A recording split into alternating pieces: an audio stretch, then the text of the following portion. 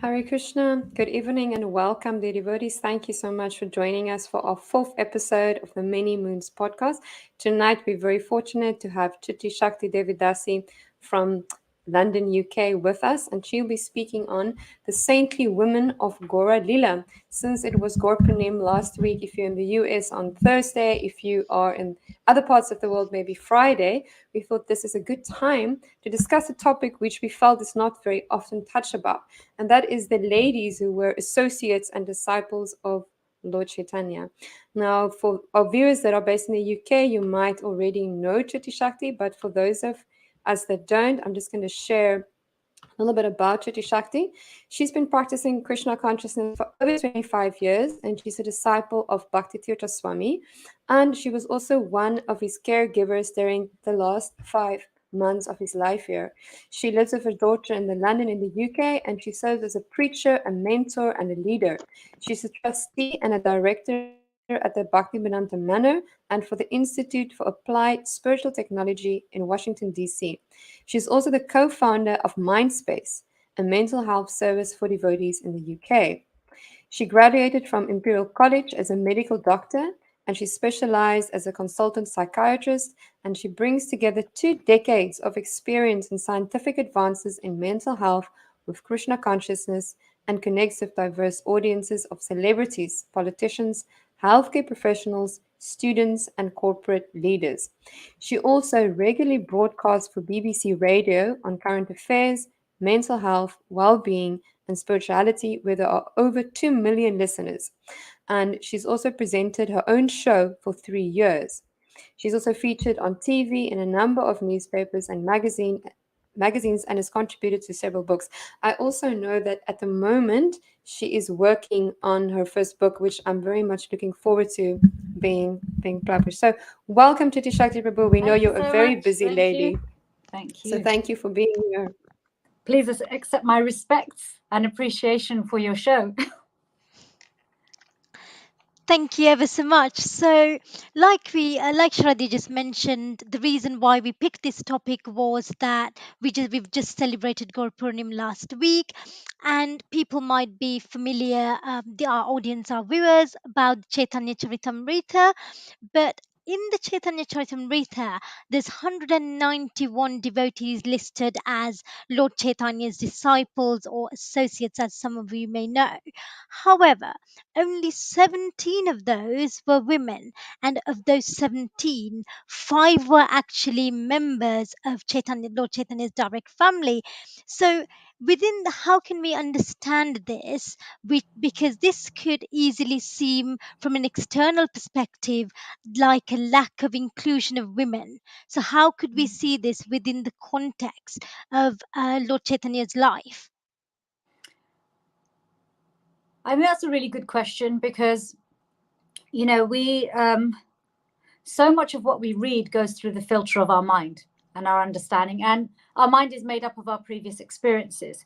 Now, Chaitanya Charitamrita is a postgraduate study of bhakti, which means it's usually read after reading Bhagavad Gita and Srimad Bhagavatam, which give us a very strong foundation in the relationship we have with Krishna, who Krishna is, what the process is, what the goal is. So when we get to Chaitanya Charitamrita is pure bhakti. It's pure bhakti. There's a certain level of maturity that's required to approach it, and a certain level of desire for actual devotion for Krishna when you approach it. So, but something that's really important to understand as well, that Lord Chaitanya's incarnation, so Krishna coming as Lord Chaitanya, this wonderful, munificent, magnanimous, combined form of divine femininity and divine masculinity, Krishna and Radharani together. Krishna comes in this mood that I want to enjoy and experience what it's like to be the giver of love, not just the recipient of exclusive love, which seems to be, to me, even more ecstatic. So I want to know what Radharani is feeling. The thing is, when he takes on Radharani's mood, and he comes in this beautiful golden form, he's coming to a planet which is in the throes of Kali Yuga, in the beginnings of Kali Yuga, where quarrel and hypocrisy have already started to really manifest. He's coming into a time where, we are starting to see the very beginnings of activities that remove us away from divinity actually just becoming normal, right? Where there is less respect for people, less respect for each other. And so actually he manifests much of his pastimes and actually his teachings of the Bhakti tradition in the ashram of sannyas. And sannyas socially is considered the highest ashram. What do we mean by highest? It's the ashram that people look up to, the ashram where there's greatest external renunciation. Of course, internal renunciation is expected, but also there's an external level of renunciation. So then, is it any wonder that he would have to have most of his associates being men? So much so that actually, if you look at the men who surround Lord Caitanya, in their eternal forms, they're actually women, many of them. So the women who have the highest love for Krishna have to take on a masculine form in order to fulfill this very special mission of Krishna, because he wants to make that pure love available to everyone. And in order to make it available to everyone, he sets the example using this ashram of sannyas, because sannyasis are, in society, celibacy, detachment, austerity, they're very revered. What does that mean, revered? That means when somebody's austere, detached, celibate, people will listen to what you say. But people also hold you to a very high standard. And if that ashram is of high quality, then it really supports the other ashrams. So he uses that ashram in one sense. Of course, he's the Lord, Supreme Lord. With just one glance, he can give us unconditional love. But he uses that ashram, understanding the times that he's entering and creating a strong foundation so that people don't misuse Bhakti Yoga, don't misuse the teachings in Caitanya Charitamrita and take it as some cheap romance, Because that can happen. If you jump from Bhagavad Gita, if you miss Bhagavad Gita, you miss Srimad Bhagavatam, and you dive deeply into CC straight away without any real understanding of the philosophy. I mean, we're blessed. We have Srila Prabhupada's purports, and he holds our hand with every verse, practically explaining it. But if you didn't read the purports, you just read the verses, you could easily just convince yourself, oh, yes, I'm a pure devotee because I'm feeling these sentiments. So this is just romance. This is romance. I can feel like this. This is emotional. Do you see what I mean? So I think it was very important for Lord Caitanya in order to give this very evolved level of pure love, just to actually show it through the most austere ashram. But then his associates were not like that always. I mean, he has Lord Nichinanda, his brother, who is an avadut.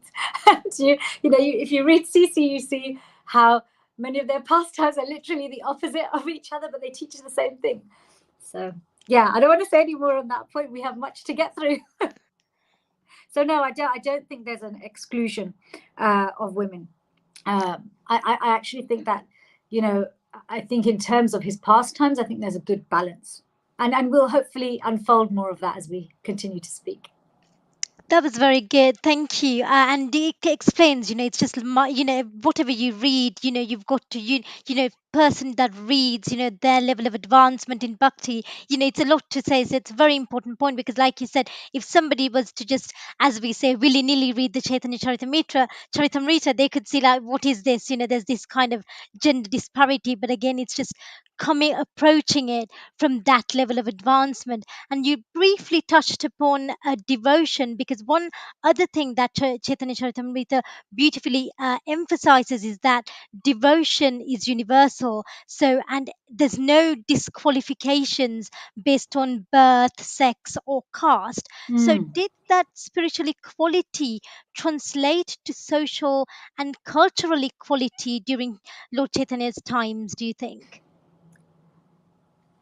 If you read the Chaitanya Charitamrita, you'll see many examples of the seeds that were planted to actually allow Srila Prabhupada to take many of the positive decisions and bring Bhakti Yoga into modern times and diversify the audience it was available to, make it available to every town and village, beyond Varna, beyond ashram, beyond color, caste, creed, level of education. And those seeds are planted in the Chaitanya Charitamrita. I mean, yes, okay, so many of these divine women, these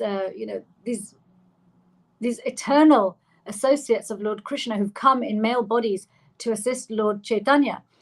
They may have changed their gender to masculine, but they've taken birth in all sorts of different religions, different types of work. We have Kolavicha Sridhar, who is a banana seller. Equally, we have Rupa Goswami, who's a politician. We have Maharaj Prataparodra, who's a king. There's so many different types. We have Haridas Thakur, who's born in a Muslim family. And then we have the women, like Sita Thakurani, Sachimata, Janavidevi, Madhavi Devi. And these personalities not only were able to fulfill what could be perceived as traditional roles for women, but they're also empowered to take on leadership roles within the community of Vaishnavas. And they were highly respected and revered without having to change their nature, without having to pretend to be a man, without having to, they could engage with the masculine energy within. Because we understand men and women both have masculine and feminine energy. They could engage with and utilize the masculine energy within, like leadership, for example, and giving advice and making decisions. And they were equally comfortably engaging with the feminine because they were perfectly balanced. So they weren't excluded. I think one of the misconceptions is that just because we don't see every function that's available now in modern times for us to be able to do in CC, that means it wasn't allowed. That, I think, is more historical and a sign of the times. I mean, there are jobs around now that weren't around when I was young. Does that mean that in my era, women were excluded from those jobs? No, those jobs just didn't exist. So that's why we didn't do them, you see? So I think we have to be balanced with how we approach seeing devotion through society, right? If we try to see devotion through the eyes of social constructs, then we're missing a beat. We're not seeing things at the root. We're seeing things through something that's transient, cross-sectional, and just in the moment now. So yes, we see the seeds, and we'll be speaking about some of these personalities. Sorry, another question that was very related to the point about seeing things through the social construct is actually how Lord Chaitanya looked at or referred to women in the context of a sannyasi. So he said that his mind is not under his control and it does not like to see anyone in the renounced order who talks intimately with women. He says, I'm a sannyasi and I certainly consider myself renounced, but not to speak of seeing a woman. If I even hear the name of a woman, I feel changes in my mind and body. Therefore, who could remain unmoved by the sight of a woman?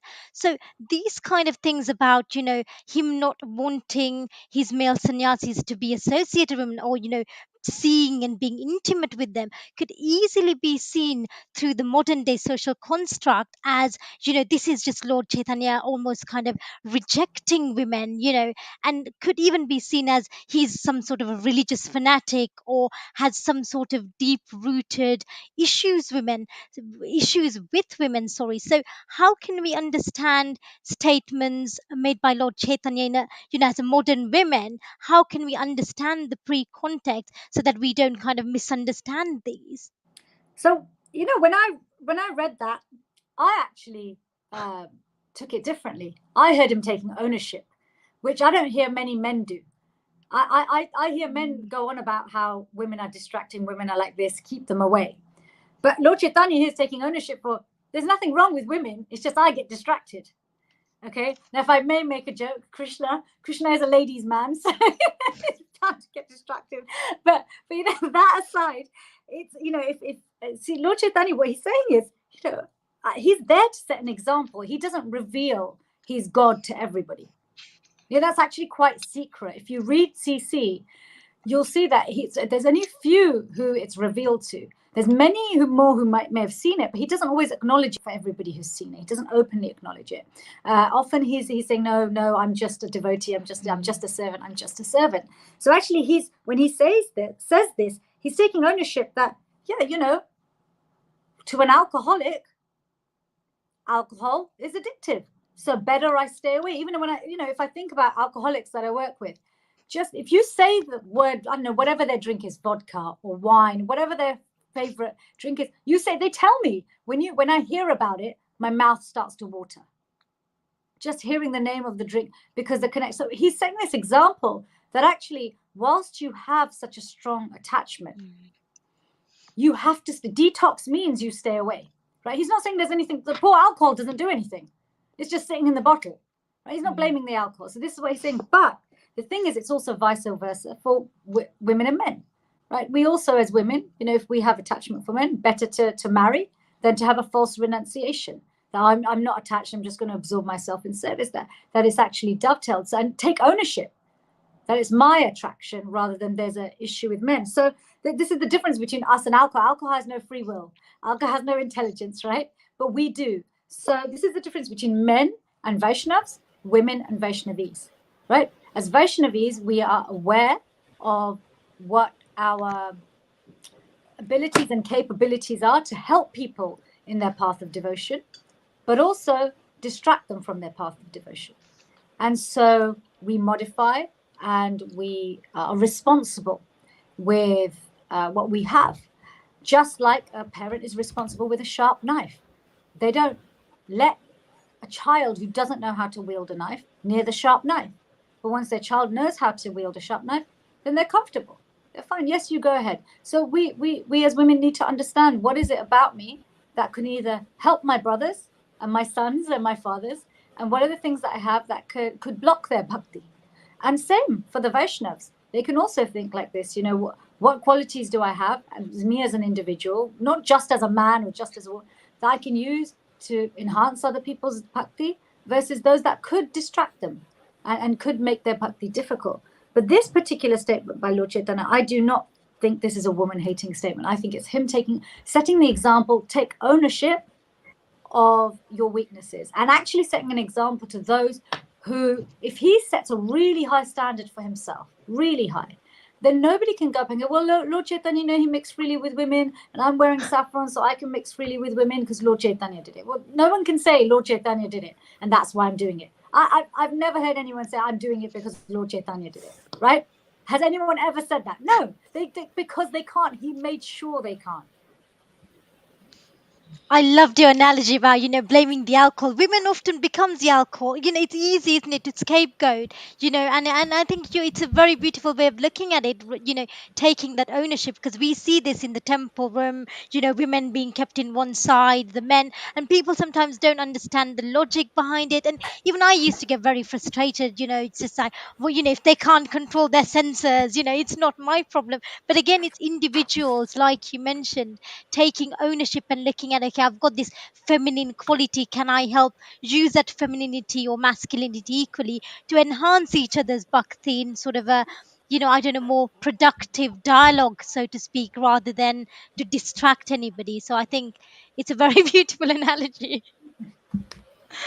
um Equally, you mentioned, sorry Shraddha, did you have anything to raise on that point before I was going to pick up another very famous character that appears in the scriptures? I think just one very important point that Chitti Shakti Prabhu raised is that when we read scripture, we should be clear that we're not reading through our social conditioning, but we try and read and see through the lens of bhakti, which I think is such an essential point, because if we have this mentality of, I'm a woman and there's discrimination against women and women are oppressed, and then we read that, then we can easily feel triggered and upset. But I think when we read Shastra, we should kind of like check ourselves and say, but no, I'm reading and I'm seeing this, through the lens of a complete and pure and all-inclusive loving God. And that makes, all the difference in the world. So I think that is whenever we start getting upset, I think it's good to remember that, and then to just kind of check ourselves and, know what we're engaging with. No, thank you very much. Another very infamous character that we can't really ignore is Lord Chaitanya's mother herself, Sachi, Mother Sachi. So we mentioned that you just mentioned literally about 2 minutes ago that Lord Chaitanya is not one for boasting, I'm the Lord, I'm this, but he only reveals that intimate details to those he thinks that will A, understand it, B, would actually merit from knowing the truth about his real persona, so to speak. So Mother Sachi was very heartbroken and disheartened when she heard that he was also going to take sannyas, and he said she was weeping and very disappointed, saying, look, I had to let your father go, and then your brother went. So she was very inconsolable in terms of, she's now going to lose the son she's had. So, and then he quietly listens to her very respectfully, and then he reveals a pastime and told her that actually this is not the only time this has happened. You've been Aditi in another incarnation, and he was Vaman, and then she was Devahuti, and he was the son Kapila, and then when she was Kaushalya, he was born as Ramachandra, and then Krishna, she was Devaki. So he kind of explains their kind of intimate pastimes, reveal these most confidential secrets to her, and tells her that I have revealed this because just so that she knows that it was all that it was done because she'd know that it is so that she could fulfill her role in his great mission. So what do you think, rather than the obvious of being his mother, that what was her role, the key role he said that she had in his mission? She had many roles. These saintly personalities, they adopt again a social role or a social relationship on the surface as a container, as a skeleton, as a framework. But they're transcendental personalities, and the Lord has, with just one pastime, he and his associates have can teach us many things. And Sachi Devi most certainly, Sachimata most certainly showed us not just the love between a mother and a son, but actually the love between a devotee and the Lord. That's how intense the love was. The love was more intense than just mother and son. It was of a level where she just could not bear separation from him. Their pastime where he reveals who he is to her is one of the times where we also, as readers, get to really understand who Lord Chaitanya is. We get to understand the nature of some of his eternal relationships with certain personalities like his mother. But Sachimata also had a role to play in terms of she was mother for the community. All of Lord Chaitanya's closest associates saw Sachimata as a mother themselves, saw her as somebody they could take guidance from, somebody who they really valued. There is a period of time where Lord Chaitanya, very soon, straight away almost, after he shaves his head and takes sannyas, and Lord Nichinanda, we have the Dandabanga pastime where Lord Nichinanda, tries to distract Chaitanya and try and stop him from taking sannyas, and he tries to distract him. There's a whole wonderful, beautiful pastime with Advaitacharya and trying to get him into another boat, not go to Vrindavan, etc. But anyway, there's this period of time where where Lord Chaitanya goes to Advaitacharya's house, and he feasts there for 10 days. And on the 11th morning, Sachimata's brought, and it brought there to see him. And it describes how she's brought in a palanquin. I mean, to me, that is not mistreatment of women. I would rather like being carried in a palanquin. It sounds lovely. And so this is how you treat someone you value. So in that dynamic, you see so much honesty, open-heartedness, love, respect. So the whole community, they get together, they bring her they bring Mother Sachi on a palanquin. She comes to Advaitacharya's house, and she does what all mothers do. She just, even though her son is a grown man, she's sitting him on her lap, just like all our mothers, right? They never see us as old. They always see us as young. She can't, and it describes how she can't. She's looking at his body, she's mesmerized, she's touching him, like, oh my God, he's here, my son. But she can't see him properly because her eyes are filled with tears, and then she sets about cooking because she takes so much joy in this loving service. It's not that, oh, get to the kitchen and that's your place. She just can't help it. And what she cooks is filled with so much love. She steals like Lord Chaitanya's heart. He's expressing the dialogue in this chapter of the Madhya Lila, I believe it's chapter 3, they are exchanging such sweet words. Lord Chaitanya is saying, you own me. I can't do anything without your permission, but I have taken sannyas, so I can't be with my family. And yet I can't leave you. Tell me what I can do. And so she moves from this very feminine position of nurture and care and, softness and receptivity to actually being quite decisive.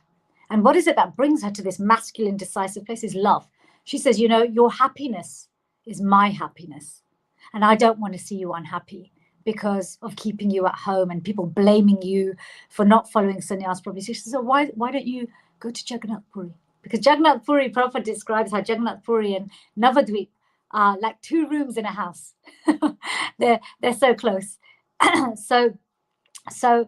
But with her permission, he gets to then take sannyas, leave the home environment, and yet isn't so far away that she's dissociated. But what you see there is she's moving from this very feminine place to also then, okay, now I can make decisions, and decisions driven by love allowed her to also access this masculine, decisive side of her,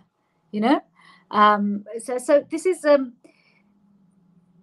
I feel that this section in Madhya Lila is a really beautiful pastor. It's got so many multiple layers. And even in the Antya Lila, Jagadananda Prabhu, he comes to visit Sachi Mata to pass on Lord Chaitanya's respects.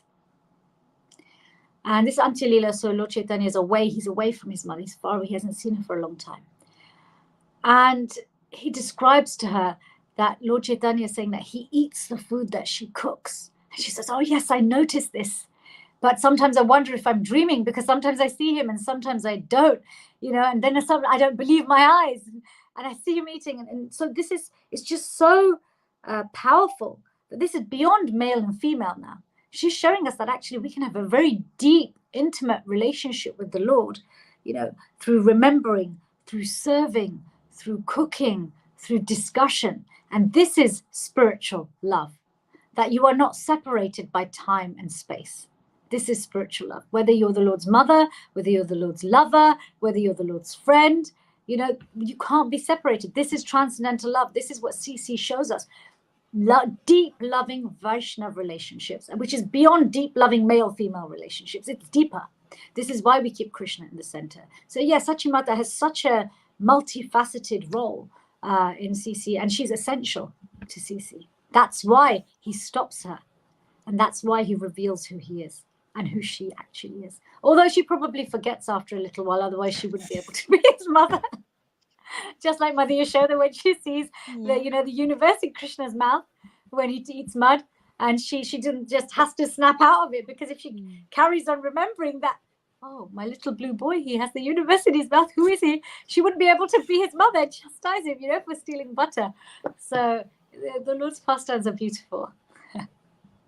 No, thank you. That was very lovely explanation of how, particularly people can always think, mothers or, it's just a secondary or subordinate role, or, we often trivialize things like cooking or giving somebody a meal, but then, it's the intention and the love with which you do give it, and also how it's received can actually make that simple act such a powerful and profound and almost empowering thing, isn't it? Absolutely. And I think one of the reasons it's been minimized is because so much of our purpose and function is tied into monetary gain. Right? But monetary gain is just one part of living. To be honest, this, how do we open Mangalashanam? Om Gyantimanandasya Gyananjana Shalakya. Actually, for devotees, especially Vaishnavis, Vaishnavi mothers are the first guru. So if our Vaishnavis are not looked after, women are not looked after, children are being raised by somebody who is not properly integrated. And we can't perform our bhakti unless our mothers had fed us well when we were growing up, unless our mothers had taught us the basics of just coordinating this body, how to eat, how to sleep, how to interact, how to speak, how to feel safe. If we don't have those things, forget success in spiritual life. Because I've met too many people who didn't have that when they were growing up, and they really struggle in their devotional life. Definitely. Thank you so much, CITI-ЩАКТI Prabhu. You made so many valuable points, but I think one thing I'll take from that is that idea that someone is just a mother is, a complete misunderstanding of the importance and the, especially in the Vaishnava community, the importance and the value of being a Vaishnava mother. But on the other hand, another important point was that Mother Sachi wasn't only Lord Chaitanya's mother. There was so much more, to that relationship and to her function and her contribution, to his greater pastimes. Now, moving on to another prominent lady in Lord Chaitanya's pastimes is his first wife, Lakshmi Devi. I wanted to read just a short part from Sri Chaitanya Bhagavat, which is about the latter part of her life after she's married Lord Chaitanya and he has gone away to preach in East Bengal.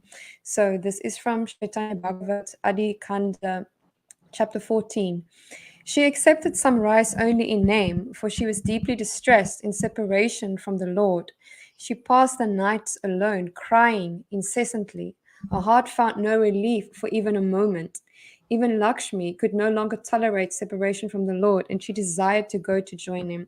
Lakshmi left a replica body on the bank of the Ganges in this world and went invisibly to the side of the Lord.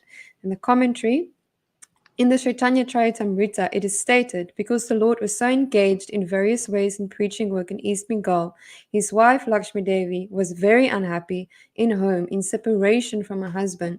The snake of separation bit Lakshmi Devi, and its poison caused her to die. So, thus she passed to the next world. She went back home, back to Godhead. Now, whenever I read this, I have to confess it kind of breaks my heart. And her experience, Lakshmi Devi experience, really reminds me of the suffering that Sita Devi went through in Ramayana. I remember the first time I read Ramayana, I think it's the most I've cried. Reading any book, watching any film, I cried my eyes out in Ramayana, and mostly because of Sita Devi's, the ordeal that she went through and then the suffering. So my question is, in both these cases of Sita Devi and Lakshmi Devi, we see that there is almost this euphoric marriage ceremony and there's this incredible romance and there is so much affection between the Lord and his consort.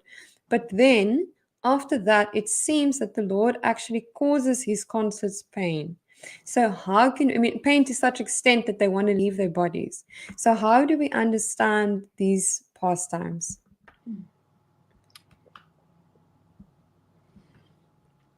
When we look at the separation of two people who love each other through our experiences here, separation causes pain, deep, deep pain, because separation means separation. Yes, you can think of that person. Yes, you can miss them. Yes, you can play songs that intensify their memories or you missing them, but it doesn't bring them back. And it doesn't matter how mystical they are, right? It doesn't actually bring them back. But there is something unique and special in being separated from Krishna and feeling actual, especially when you feel that separation in pure love. When you feel that separation in pure love. Srila Prabhupada explains that this is Vipralamba ecstasy, that there's an ecstasy in separation, because when we have pure love for the Lord and we're separated, that love increases the unity, which is the exact opposite of material love. Separation does not increase unity with material love. It may increase physical desire. They say absence makes the heart grow fonder. Yes, maybe because you only remember the good things and forget about the bad things. But equally, out of sight, out of mind. But this love that we have between Vishnu Priya and Lord Chaitanya is transcendental. It's not ordinary. So this is why she's able to leave a replica on the bank of the Ganges and actually be with him. But equally, her ecstasy of being in separation is not containable by her body. And so she leaves. And he allows her to feel that peak of ecstasy. We see so many times where Lord Chaitanya feels ecstatic feelings of separation from Krishna. And is almost leaving his body, is about to leave his body becomes misshapen. And his associates bring him back. They're like, oh, no, you can't leave yet, And they do amazing kirtans and sing verses. Mukunda sings verses. Those bring Lord Chaitanya back. So she is an example of how when our love for the Lord, even love in separation, becomes so intense, that ecstasy can no longer be contained by the body.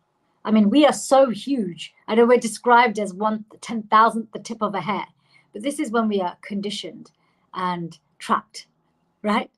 As we become deconditioned and free and freely fall in love, we become huge, and this body cannot contain us. This mind cannot contain us.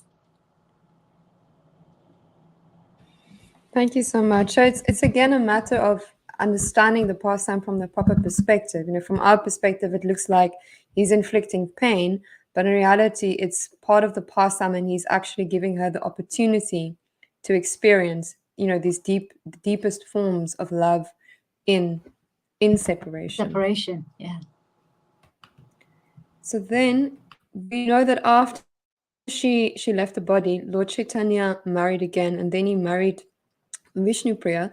And I find that also like a very interesting part of his pastimes, because he did marry her, and again there was a very joyous marriage ceremony. But it's explained that he went to Vrindavan and he took initiation, and especially after that time, he basically didn't even look at her.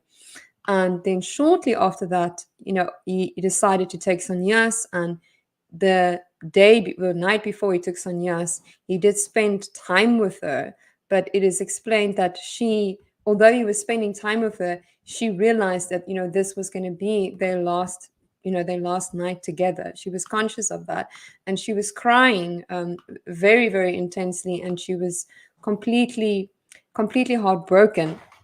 And I think just after that, this is a verse from her where she speaks to Lord Chaitanya, and she says, "My life, my beauty, youth, my service, my dress, my adornment is only meant to please you. If you leave me, what will I, a worthless pile of ashes, do of my life?"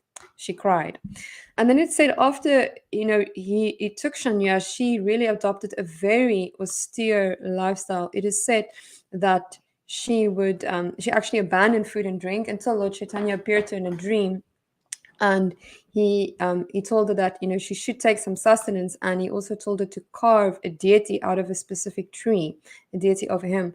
And she did that. She carved this deity, and she started worshipping this deity. And it said that she chanted a round, and for every round she chanted, she would take one rice grain and put it aside, and that is the only thing she ate.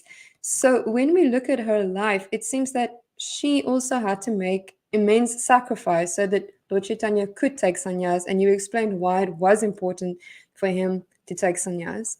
But as with Sachimata, where they're not always fully conscious of their transcendental position, it seems that she was genuinely remorse. So I think we can maybe also assume that, her marriage and her life didn't quite turn out the way she had envisioned, because she was married at a young age, and then her husband takes sannyas. And she was, even afterwards, it seems maybe out of choice, she was quite socially isolated. It said that she didn't leave the house, and the devotees couldn't even see her feet. But she then took full shelter of her Gauranga deity and of chanting. So I'm curious, what lessons can we learn from her life? Because it seems that she was, we all have difficulties, and we sometimes ask, why? I'm a devotee, and why am I suffering? But it seems that she really had a lot of heartbreak, but she just decided just to take shelter of the holy names. When Lord Chaitanya has his final interactions with Vishnupriya Devi, he is very romantic. He describes how he takes her on his lap and speaks sweet words to her and calms her down. So romantic. People don't usually think of Lord Chaitanya as romantic, but he's romantic. And he treats her just like a loving husband would. He's not shooing her away. He's not mistreating her. He's been very loving. So it's no wonder that she's finding it so difficult. See, again, their relationship is transcendental. In this case, he doesn't reveal so many things so explicitly to her. But what he does give her, he establishes the power of deity worship, of worshipping him in the deity form. That whatever relationship we have with the Lord can be fully experienced by worshipping him in his deity form, because the deity form is non-different.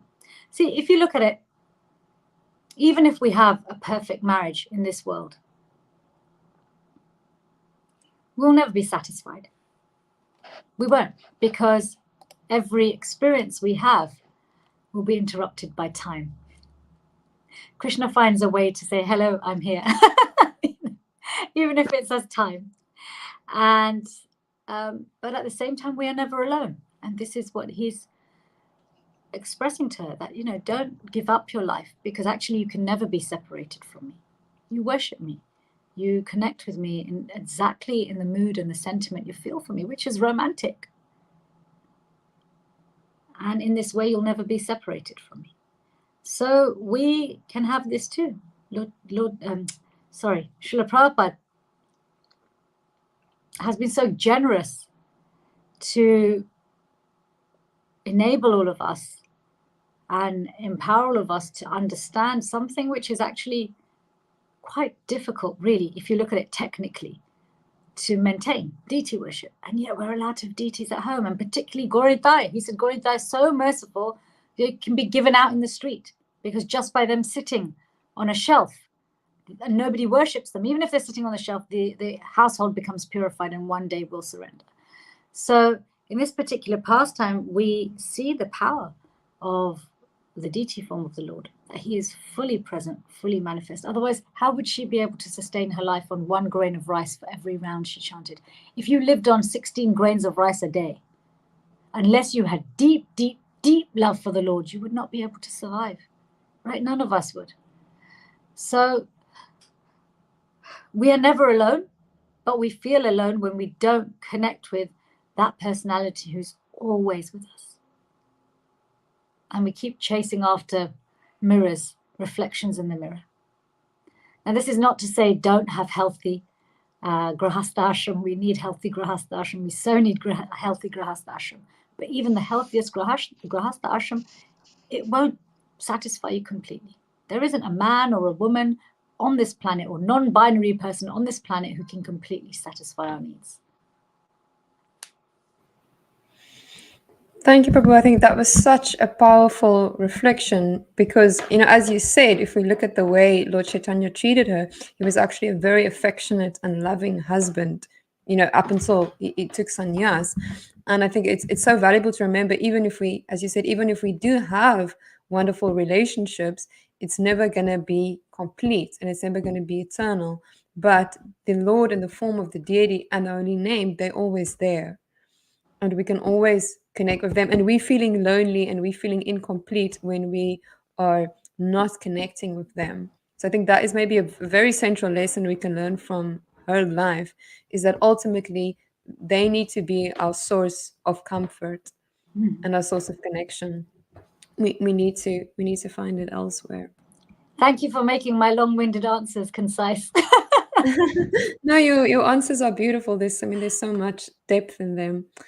So another very prominent lady in Chaitanya Charitamrita is Sita Thakurani, who we know is the wife of Advaita Acharya.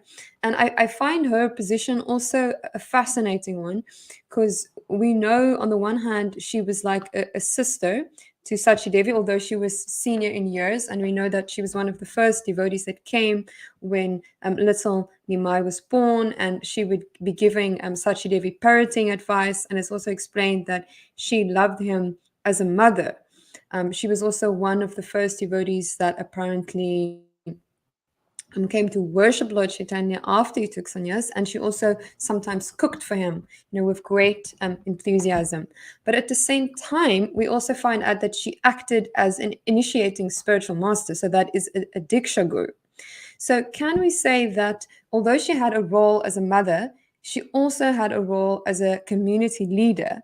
I mean, she was not just a mother, she was like a grandmother to Lord Chaitanya. So can we say that this challenges the idea that women at that point in time were only limited to playing a role in their families, because that's a very we very often hear that sentiment. No, women had an important role, but it was only within their family. Yeah, I think it certainly does. And this is one of those seeds that I was talking about at the beginning of the podcast, that we see this is an example of a personality and of pastimes where the feminine nature wasn't compromised for function. So, when we're looking at this, when we're looking at gender roles, because this is, I guess, gender roles is part of the reason that this conversation has come about. I think it's important not to mix up function and purpose. Actually, it's purpose that gives real meaning to all our functions. And I don't, yes, we see from this, at that time, women could play any role. You could be a mother, you could be a leader, you could be an initiating spiritual master. But what was the purpose? What's the purpose behind the roles that we're taking on? And what's the mood behind it? And we see time and time again, and particularly taking, Sita Thakurani's example, when we hear about the mood in which she interacted with the men and ladies and how they interacted with her, there was certainly this maternal mood. Now, why is the maternal mood constantly come back to? This parental mood, whether it's maternal or paternal, why is it constantly come back to? We're focusing on maternal in this podcast, but there's much to also say on the other side in terms of the paternal as well. Why do we keep coming back to it? Because when our purpose is non-exploitative, that means when our purpose is service-driven, which bhakti is service-driven. And in terms of relationships, the maternal and paternal is the least exploitative, right? With other relationships, there's some risk of enjoyment, right? With the maternal and paternal, we see that there's this mood of shelter, of protection, of service, which is very obvious. So we see with Sita Thakurani, yes, because her purpose, her intention was purely in the service of others. So then, regardless, whatever gender you have, you can do any function, really, because you're not driven by the function, you're driven by the purpose, the intention behind that function. You can have community leaders who are men, women, and they're anything. What's their purpose? It's not really, do you want to be just the leader, or do you want to be a leader with a higher purpose? And I think this is really important. Really important. People do the right thing for the wrong reasons all the time. So we're not just looking to do the right thing and getting equality again, through this idea of social constructs. But I think the purpose and the intention, the construct of intention, proper vision, spiritual vision, is actually more important. Because from that then is born proper function and proper utility of function. And then equally, men also feel comfortable taking on roles that maybe traditionally might have been seen as female roles. Yes, I think she's certainly, and many others do challenge misconceptions around what women can, can't, or should do. And they're usually held by people who don't have so much maturity in their understanding of the difference between someone's material identity and spiritual identity. Sorry to be a bit harsh with that one. No, it was wonderful, Titisha. And I think one thing that I heard is that your gender can be an issue, but that it's going to be depending on your level of consciousness. If you're caught up in your gender becomes an issue. But if you have that purity of purpose and that purity of intention, then your gender will be utilized, in service for others. Yes, but before we get to purity, it's important to have conversations that give us a healthy perspective on gender equality, because many people haven't experienced that. And you can't just expect it to disappear in a moment just because someone's picked up a book or heard some classes on spiritual equality. So it is important that we look at both things. We discuss both things. We want to help the symptoms as well as cure the disease, right? Yes, you're a doctor, so you know. That's your expertise. So another very powerful and central figure, I think in her own right, in the Chaitanya Charitamrita is, of course, the wife of Lord Nichinanda, Janavidevi. And what I think is fascinating about her is that even after Lord Nichinanda left the planet, she was still very active. Now, I've read people often comment to me that she was only acting as a Shiksha Guru, but in my research, I found that there were several devotees listed as her direct Diksha disciples.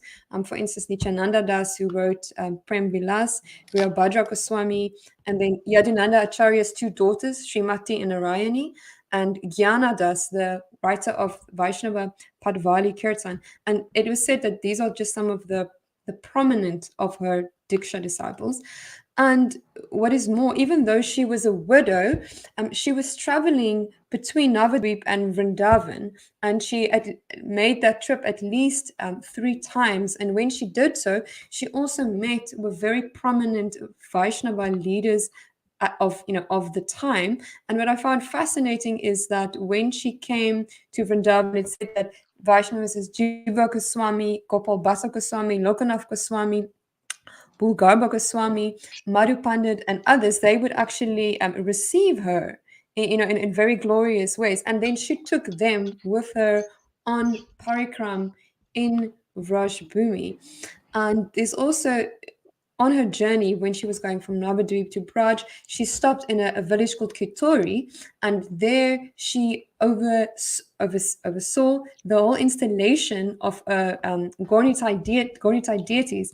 So I found that very, very fascinating. Here is a lady who, of course, we know is an eternal associate of Lord Nichinanda, but still, even though she was a widow, and we would expect that maybe socially she had to, take definitely a couple of steps back, she was actually very active. So why, when she was a widow, was she still giving Diksha, traveling and preaching and leading the ceremonies in public? Why not? Sorry, it's just, I was just, earlier I was talking about how Lord Chaitanya had to stick to these rules and regulations and really set an example. And on the opposite side, you have Lord Nityananda, who just was this avadut who's like, okay, no discrimination. Even if you're the maddest person on the planet, you can have prem, And his wife's no different. Janavidevi is like breaking all boundaries. Why? Because there's balance. Okay, if we actually look at gender, there's actually 3 different levels of looking at gender. Okay, there's physical gender, there's psychological gender, and there's spiritual gender. So physical gender is easy to understand and actually very gross and basic. How do you know someone's physical gender? It's just based on your, genitalia. That's it. That's the only way to tell. You look at a baby boy and girl, the only way you know who's a boy and who's a girl if you actually undress them. Otherwise, how would you know, right? Babies pretty much look the same as soon as when they're born. So there's physical side of gender. Then there's the psychological side of gender. And I touched on this earlier, how, if we look at this psychologically, everybody's got a right brain and a left brain, right? Your right brain is your feminine side. Your left brain is your masculine side. And so 50% of all feminine energy on this planet is held by women. 50% is held by men. 50% of masculine energy is held by women. 50% of masculine energy is held by men. So actually, to have a balanced community, you need balanced individuals. To have a balanced planet, you need a balanced community. So where am I going with this, with Janavidevi in particular? As she's perfection. She's Revati. She's, one of Lord Nityananda's, Balaram's eternal consorts. And yes, she's a perfected personality. She's a Nitya Siddha herself. She's not somebody who's come to the world temporarily for purification. That's it. She's pure. She's one of the Lord's eternal associates. But this balance, this is actually, being balanced is a product of spiritual advancement, because actually devotees, as they progress, they're not attached or averse to different aspects of themselves. They're not even attached or averse to the different modes. They're not even averse to the mode of passion and ignorance. They even know that they're even comfortable with when they need to act naturally and can help the bhakti. You see? So actually, as we have more mature devotees, who can easily switch between the masculine and feminine sides of themselves because their own identity is so deeply entrenched and deeply fulfilled in their relationship with the Lord, then actually the whole world responds to them in a balanced way as well. It's not then about what social construct you have, because ultimately, if we look spiritually at feminine and masculine, spiritually, femininity is nothing to do with your brain. It's nothing to do with your psychology. It's nothing to do with which genitalia you have or whether you have X chromosome or Y chromosome. Femininity is that which is enjoyed, and masculinity is purush, the enjoyer. Now, sometimes people hear that like, oh, to reduce me to that which is enjoyed. But actually, it's such a wonderful position. What does it mean to be enjoyed? It means you're appreciated. We all love to be appreciated. So actually, what we're saying is we all love to be enjoyed. Don't you like it when someone admires you? You know, oh, your hair looks nice. Oh, your lipstick looks nice. Oh, you speak so beautifully. You're such a kind person. They're enjoying your opulence, right? So Krishna is the supreme enjoyer, the only masculine, really. And we enjoy being his feminine in whatever form or shape that feminine takes. And it's really powerful and it's really wonderful. But actually, Krishna, particularly in this avatar, is saying, hey, I want to be where you guys are. You know, I particularly want to be where Radharani is. I want to know what it's like to be enjoyed by the Lord. You know, I want to feel that. And I want to feel what it's like to really just offer myself. So with Janavidevi, we see this very balanced personality. So balanced that her psychological and spiritual masculinity and femininity are in perfection. And because she's perfectly balanced, the world responds to her in a balanced way, because she can accept and reject the many different facets of herself, because she's not bound by any of them. So when she needs to be nurturing and loving and motherly, she is. When she needs to be decisive and directive in a more masculine way, she is. When she, you know, needs to be protective, she is. When she needs to be receptive, she is. So Janavidevi, yeah, I'm a fan. Thank you so much, CITI-ЩАКТI. I think another very insightful answer, and I think you're very right in explaining how integrated what she was and how she could, you know, access and utilize the masculine and the feminine, you know, for the cause of the service. And what I also found very interesting about her is apparently she was also a very learned scholar, and apparently the Goswamis of Vrindavan consulted her when they were compiling their works. So, you know, she was kind of like a pundit in her own right. However, I'm speaking under correction, but it seems that she did not, however, you know, gave public discourses, which I found interesting. Although she was the scholar, you know, maybe because of, you know, the cultural setting of the time, she didn't, you know, go on stage and speak, but she did utilize it, you know, in her private conversations. So I found that fascinating, that willingness to be the strong leader, you know, speak to with as many pastimes, we should be converting people, you know, really take that position, lead the community. But in other times, she was, you know, willing to be the softer feminine role as well. Yeah, and even her speaking, you know, not speaking publicly, we don't know why. That may have been a choice. It's not that she wasn't allowed. You know, it's an assumption that someone's not allowed to do something, isn't it? And it's interesting, you know, your comment about she was intelligent. Like, that should be surprising. But actually, in Bhagavad Gita, you know, in 242 and 243, Krishna actually says that of women, he is. Sorry, hang on, it's not 242. I think it's chapter 10. Maybe it's in chapter 10. He speaks of how in women he is fame, fortune, intelligence. And Prabhupada in the purport says, you know, intelligence, fame, fortune, fine speech, these are all feminine. They're considered feminine. So how we got to a point where that intelligence, there's no intelligence in women, I don't know. Because Krishna actually says, you know, in women he is intelligence, of women he is intelligence. So Prabhupada echoes this. He says, you know, actually intelligence is a feminine quality. But there are, you know, when we look at Janavidevi and we look at how she appears to have broken so many boundaries social boundaries. So for example, yes, she was a widow. She also didn't have her own children, right? She was a stepmother, but she didn't have her own children. Did it take away from her femininity? Especially when so much emphasis is placed on women being mothers. Did it take away from her femininity? Just like fathers are not just fathers to those who are born of their seed, mothers are not just mothers to those born of their womb.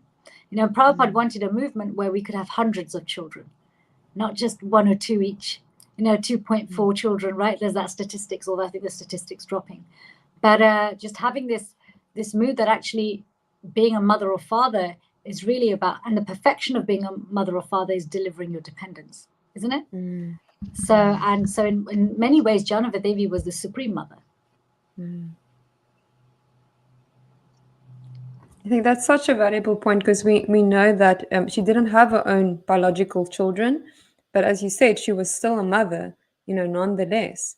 And she fulfilled that essential role of a mother, which is to deliver those, or depending on you.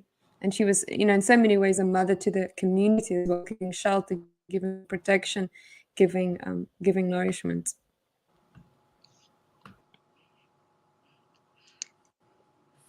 Yeah, I think we covered that, the masculine and, the different gender roles. And often we see that Prabhupada admitted on a psychophysical level, women and men are different, biologically. However, he said that, but this difference shouldn't come in between people being Krishna consciousness. And I remember our guest last week was Rukmini Walker, and Rukmini Prabhu said, when Prabhupada literally told everybody in an audience, every one of you should go somewhere and open up a temple. And when the 16-year-old Rukmini asked Prabhupada, even the girls, and he clearly said, there's no difference between boys and girls when it comes to Krishna consciousness. And so this idea that, there's no difference between boys and girls, does this mean that women should approach Sankirtan movement in the same way as men, and that women should have just as much opportunities to engage in, say, public preaching or everything that men are allowed to do within the Sankirtan movement, if there's no difference? Approaching Sankirtan, there's an internal approach and an external approach. The internal approach to Sankirtan is the same for everybody. First of all, our own purification, and secondly, to serve others. To serve others, to connect with Guru and Krishna. This is the internal reason for everybody. No difference whether you're a man or a woman, or anything in between. Okay? The external reasons and execution is this is a thing. It's even men approach Sankirtan differently because they also have different natures. So whilst we want equal value and equal opportunity, we don't want to all be the same. No man wants to be the same as every other man. No woman wants to be the same as every other woman. And as women, I don't think we want to be exactly the same as men either. I didn't join this movement to become a man.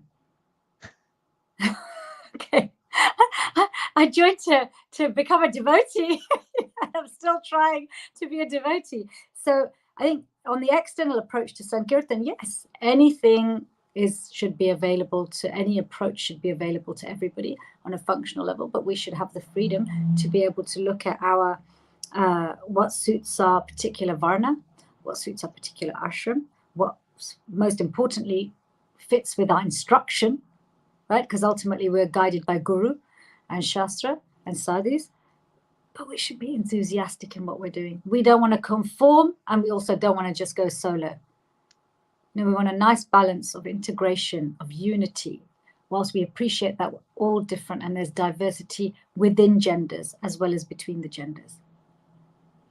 So it's all well good and saying that everybody should have equal opportunities to serve, according to your, like you very importantly mentioned, according to your Varna and according to your instructions. But have you personally, because you're one of the very prominent, at least within the UK, preachers within the UK, we see you out and about, which is great and which fills my heart with joy, because I think so many people should take you as an example, and actually if it's in line with their nature, why not just go for it? But having said that, have you ever experienced as a woman that, or being a woman, has actually created any barriers for you doing service, for instance, for your spiritual master, or in any other context? Just, have you seen that your gender, you being a woman, has actually somewhat put you at a disadvantage, or created some barriers, big or small? Hmm. Um, you know, I feel really lucky looking back on my life, because I feel like, from whether it was my biological family or my spiritual family, I feel like I was always valued for just being me. I was never really reminded of being a woman or being in a, not by my parents, not by my spiritual master, not even in the education system. I don't know if I was just oblivious to it, but I don't think it was that. I do genuinely remember, and I recall, and I still do, feeling very valued just as an individual. At the same time, that doesn't mean there wasn't discrimination there. But because I had an experience of being valued, for being seen to be more than just my gender, for being seen to and appreciated for being more than just having a function, right? Or utility in someone's life. What it meant that is, as I encountered people who did discriminate, who did struggle to see equality and value, I'd notice, but it didn't stop me.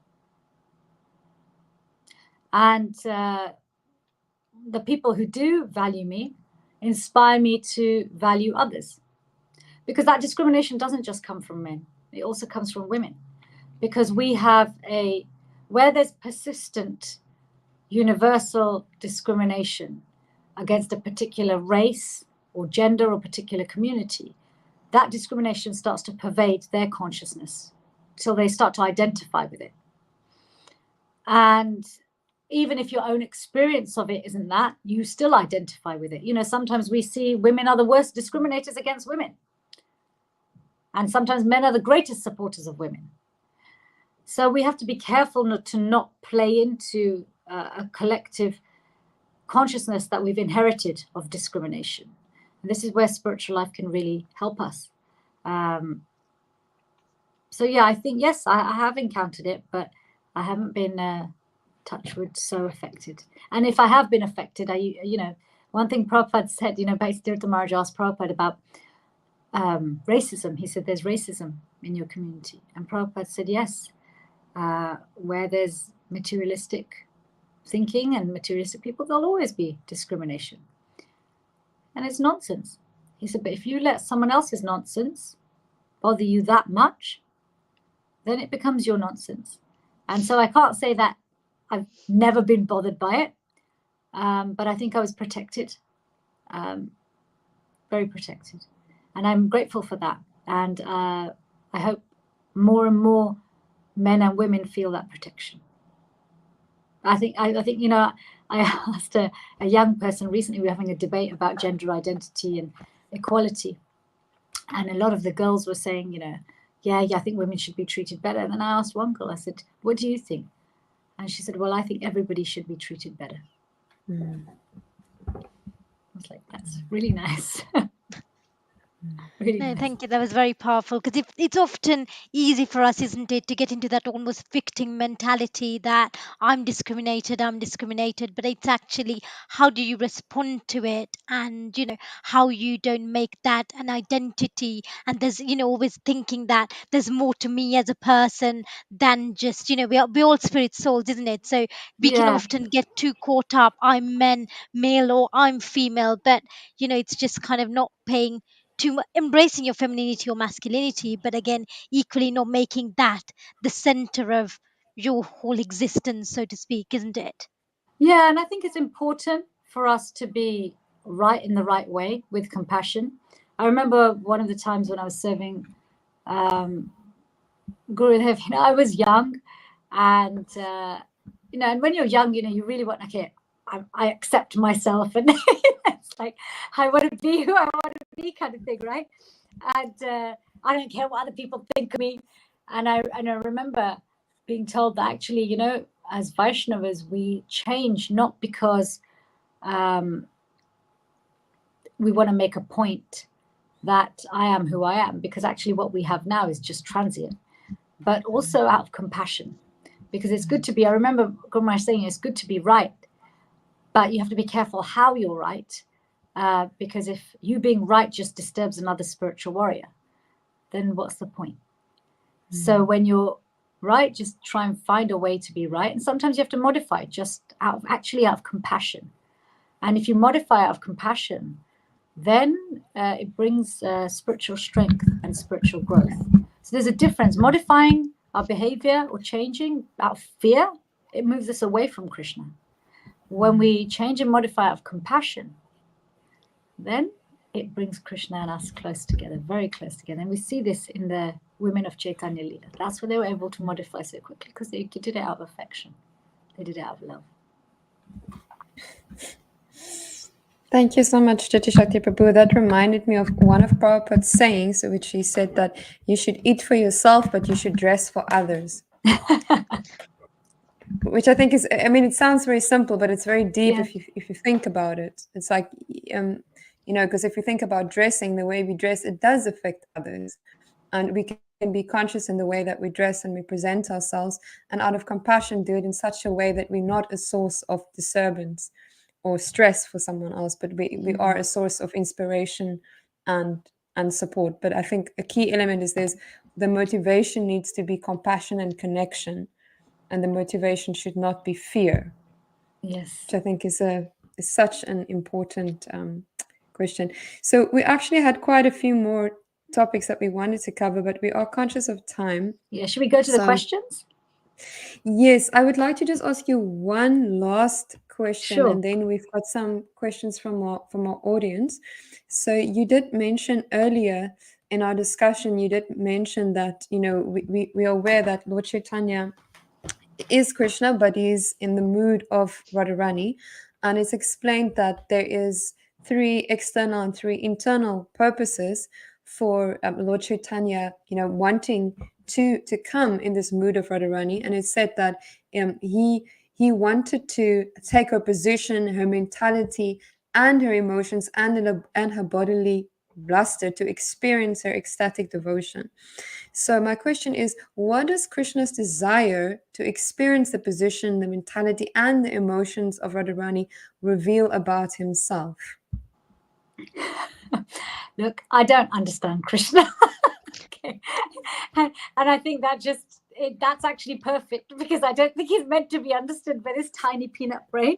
But from what little I am attempting to understand is that he enjoys loving us more than he enjoys being loved.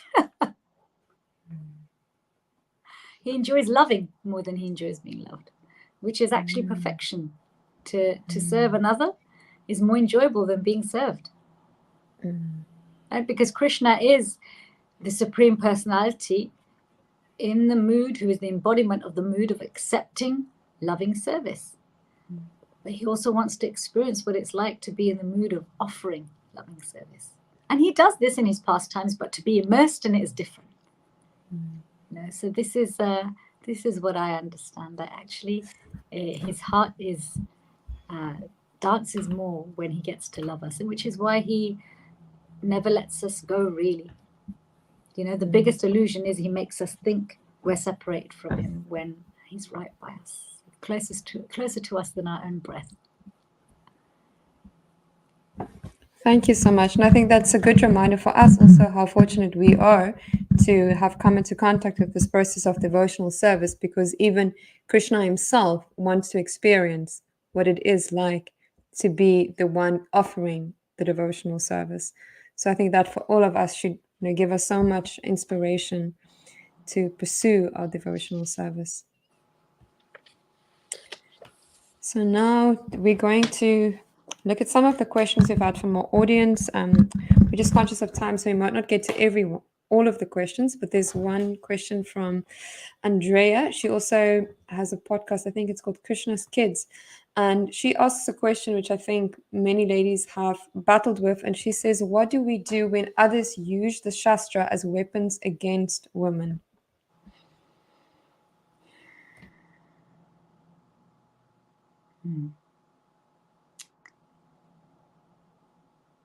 It depends. And what I mean by it depends is we all have a circle of influence and a circle of concern.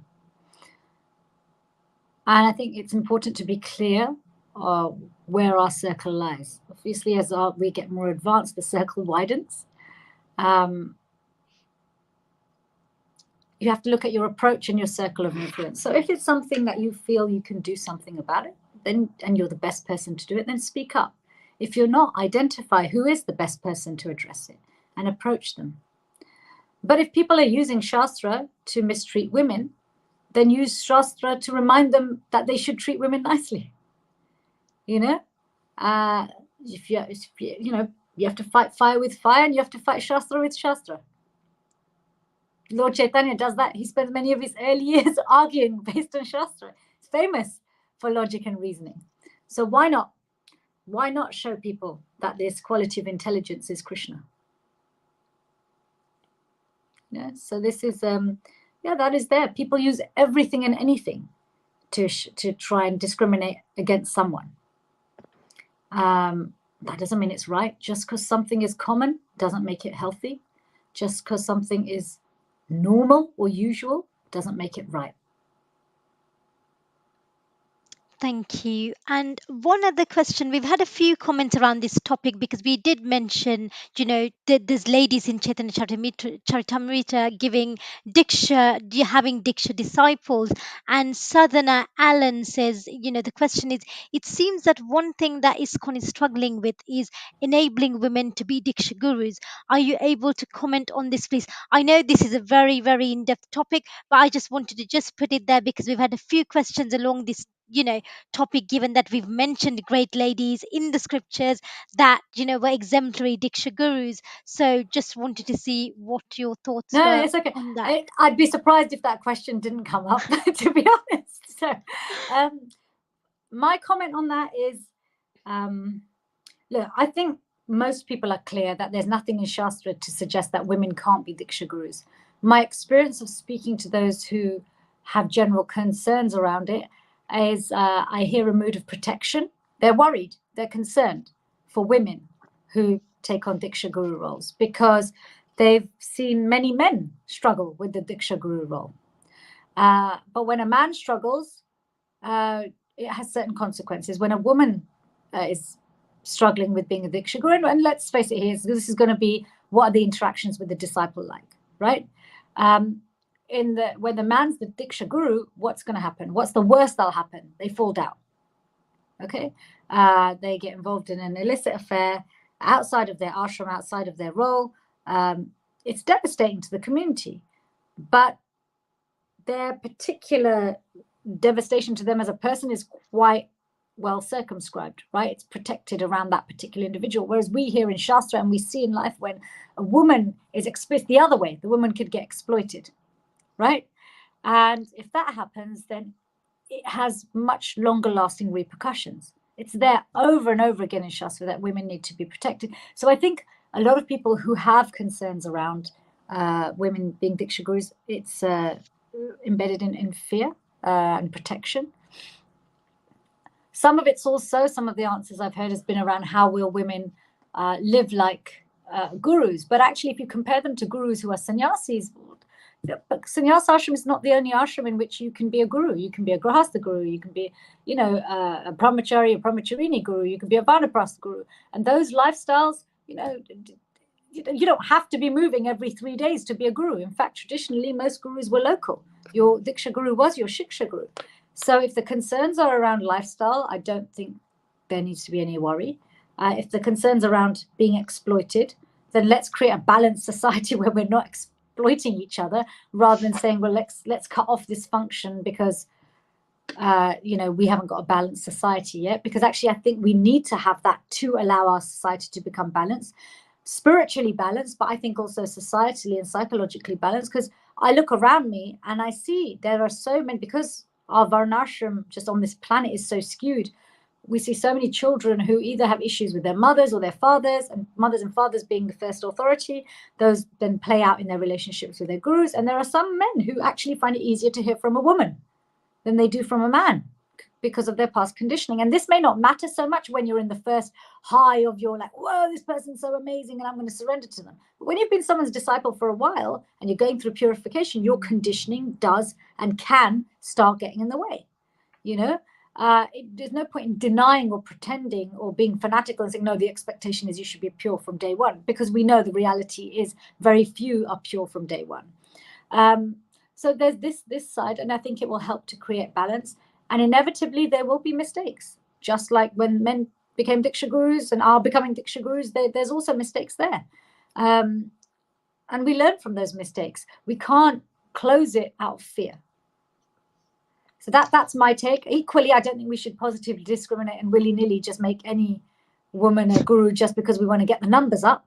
Because the problem with that is you get the numbers up, and wherever I've seen positive discrimination take place, and if someone's not qualified and then there's a problem, then everything gets thrown out. I see there you go.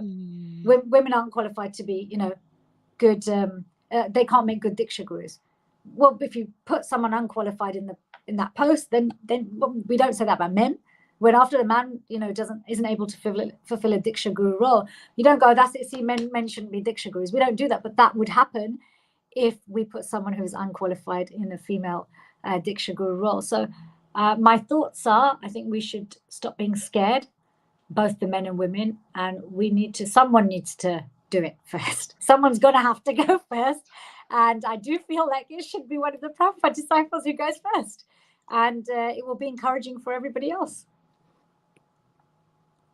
No, thank you. That was such a positive response. It's just the positive discrimination issue. It's exactly, we need to make sure we're not just ticking boxes, isn't it? Somebody A needs to be willing to put themselves out there, and B, they've got to be of better quality. I mean, I once got selected to go to when I was working in politics long years ago, go to party conference, be the delegate, speak and what have you, because I was a woman. And first I was very hesitant, because I said, I don't want to take this opportunity because you're giving it to me because you've got to send a female party delegate. I don't want to be your tick boxing exercise. If this is just that you're struggling to find a bloke that, because it's a turn for a lady and there's no other woman, I'm just not going to go tick your box there. If it's a equal competition and you're genuinely offering me the option because you think I'm qualified, then I will go be your constituency delegate at conference. But I completely understand. I think it's a very, very valid point, because people get very carried away about this issue, and you kind of often forget or neglect the fundamentals. But also, Diksha is only, what is a Diksha Guru? Diksha Guru is somebody who connects you to the Parampara, connects you to Guru Tattva. But Shiksha Gurus do the same thing. The person who brought us into Krishna consciousness did the same thing to we don't have to have position to serve others in their Krishna consciousness. Okay, if our service to others in that mood, in terms of giving them, trying to share them with giving them Krishna consciousness, is anybody is just basically based on what position you have, then we're not going to do just such a great job of it. You see, that's when we're really tested. So I think it's, and also this idea that we should be aspiring, both men and women, we should be aspiring to be the best quality and appoint the best quality Diksha Gurus. Thank you so much, CITI-ЩАКТI. That's a topic we could have a whole podcast about. Yeah, there's a good question that Caitanya has just put up. For sure. And I don't know if you want to also touch upon Caitanya's question to wrap up. So she's saying, so basically women are being held to higher standards than men when it comes to considerations for the Diksha Guru role. It's hard not to be frustrated by that it is what it is. That's the reality of discrimination in the material society. I don't know if women are being held to higher standards. I think because of the fear. Fear is like having sand in your eyes, right? So when you're scared and you can't see things for what they are. If you are scared, you're going to find it harder to recognize the purity in a woman, because you're going to just see her based on her psychosocial construct. That's what I'm saying. People need to get off this fear platform, and you'll be better able to then discern which men are qualified and which women are qualified. Yes, I agree with you, Caitanya, that it does play out in society like that, discrimination, but we should not be acting like a materialistic society. We are looking at Vaishnavas and Vaishnavis here, not men and women. So that is a point you've made a couple of times in this podcast. We've got to stop making decisions from the platform of fear and I think anxiety, and then the need to control, and we need to make decisions from the point of compassion and meditating upon what's going to serve the needs of the Vaishnava community and the greater community. Because as you said, having women more not only in the position of Diksha gurus, but having women reaching out, speaking, etc., I think that brings balance within the community. Yes. And as you said also, as we are different as individuals, some people will just be able to connect more to women. And if we don't have women in a variety of roles, we might actually be indirectly excluding people and creating, difficulty for some individuals potentially, to come to bhakti in a more natural and, I would say spontaneous way. Nicely summed up, as always. CITI-ЩАКТI Prabhu, it was absolutely delightful to have you, and as always, we've already had some comments of people asking when are you coming back and when you'll do part 2. We know, as Caitanya likes to say, you're a Devi in demand, so we know we might need to wait some time. I didn't know she said that. Okay. But we do hope you will have time for us again. There was one more question. I don't know if you've got like a few more minutes to answer one question, which I thought I do. Yeah, go ahead. As long as people are, as long as people are happy to stay on. Yes. I mean, no one is coerced. We were giving people freedom. So the last question is related to how we can discriminate between our real identity and our conditioned identity. So one part of the question is, how can we discriminate just between our femininity and, say, for instance, divine femininity, and can we transform the former into the latter? Because you mentioned earlier in our talk that, for instance, sometimes, when we're young, we might feel, I really want to express myself, and then we might feel, well, this is who I am, and this is how I should serve Krishna, and others should just tolerate. But when do we know, is this really me and the way I want to serve, or is this just my conditioned, nature that I'm wanting to express? And kind of because sometimes you want to be like, we just want to be, kind of flare it out there. So how can we discriminate, what is really us and what is the conditioned us in service?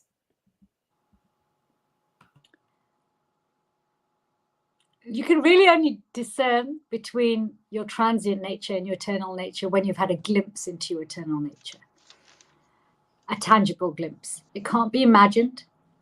It can't be just fantasized and made up. It is revealed. But in terms of using our femininity in this world and ultimately revealing our divine femininity, in whichever form or rasa that takes, Prabhupada's given us that process. It's very simple.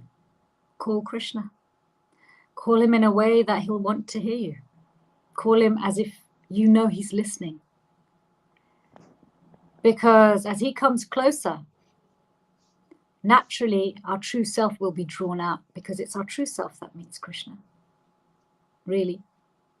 It's only our true self that can hold his hand, that can gaze into his eyes, that can smell his fragrance and touch his hair. So chant like he's listening. Read like he's telling you his story. Our story. Hear like They're the last words you'll ever hear.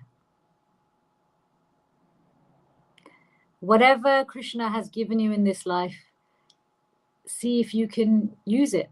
And if you can't use it, lose it. And soon then you'll see your eternal nature. Then it'll become very easy to tell the difference. Thank you so much, Prabhu. I think that was a very beautiful note to end our episode. I think what you really emphasized and illuminated for us is that we need to move maybe away from the tendency to just want to, know who we are and express who we are, to making our focus, how can I connect to Krishna? Because you were saying, like, chant and really call out to him, read and really know that he's speaking to you. So that's a big shift from finding out who I am to finding out how can I reconnect, with Krishna in so many ways. Thank you so much for having me. Thank you. No, And thank you so much. You're a very busy lady, and this topic was so deep. We could have been here all day long till the cows come home, but sadly, we can't. But we'd be delighted to have you again. And honestly, thank you so much for your time. I certainly have made 3 pages worth of notes, so I hope that audience, our listeners, the listening from home via YouTube and various platforms on Facebook, took something with you uh, today from this session. But no, thank you ever so much for joining us today.